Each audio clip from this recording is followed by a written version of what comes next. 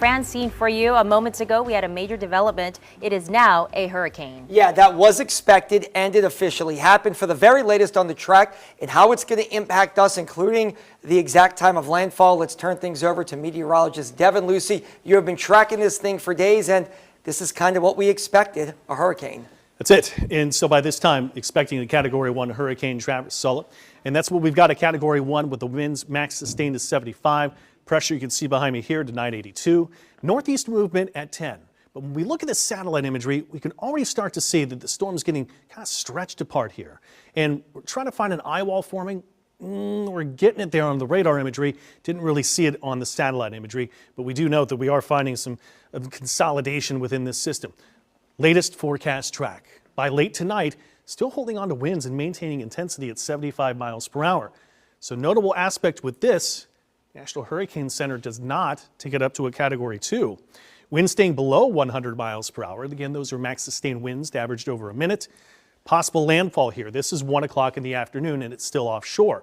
So this shows it's going to be more throughout the afternoon, nighttime, and then nighttime and late night hours as we go to New Orleans and farther north. So the timing is one aspect that's changing and shifting a little bit here too. Speaking of timing, shifting, what about that official center track? Still want to say that there is still possible variation within here. And we're going to show it to you in just 1 second. But as we go between the Atchafalaya Bay and Vermilion Bay, right over Morgan City, still looks to be a center track according to the National Hurricane Center. This is still tropical storm status, even as we go north of Hammond. So our western zones, looking at you, you're going to experience the fiercest winds for sure. St. James Parish, northern Lafourche, Terrebonne for sure. So the western parts of the river parishes, you go to the bayou parishes too. Chauvin, Montague, you get to north of Thibodaux, to Raceland, Houma, just to name a few. We had St. James Parish too. And it's even Ponchatoula, Hammond, you could find some strong winds as well. So what are we looking at for our impacts that will continue to come here? The strengthening conditions because of warm water still in play, but there is a little bit of drier air starting to work in. Here's high humidity that's shown in our graphic with these brighter colors, and that's surrounding the storm itself. But the lighter shades, and then as that turns lighter, that's still a little bit of drier air that's still been fighting wind shear. The system now picking up speed, but it's also going to be running into the subtropical jet stream. That's part of a weak system up high in the sky that's going to be dropping through too. So several things fighting against that to keep this system from really garnering some large, big time strength. So these are our forecast tracks from the National Hurricane Center and our hurricane forecast tracks. And you can see there's a lot of these and a recent bend that had a little jog when you do this. So when we look at these forecast tracks, and each one of these is a different computer forecast, well, you have to take a look at all those. And usually we like to say that middle of the road forecast is the most likely. And well, the middle of the road forecast kind of looks to me when you eyeball it right on through Morgan City. Let's overlay more forecast data for you too.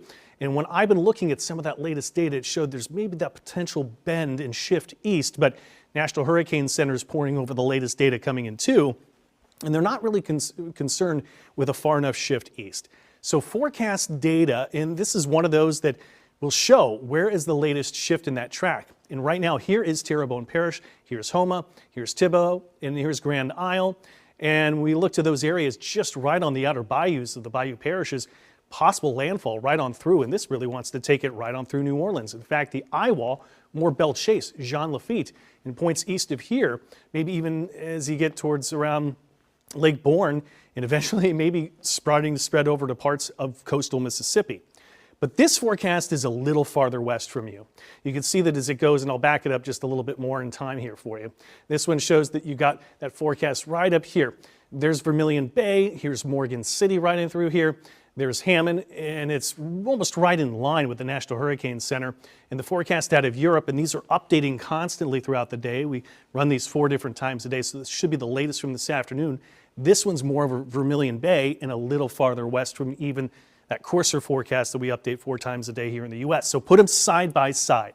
Here's our forecast data in-house. Grand Isle, we're looking Houma, Thibodaux here. Here's New Orleans, so Lafourche, Terrebonne Parish. Right there is the center of the circulation. Look at the coarser forecast, a little bit farther west.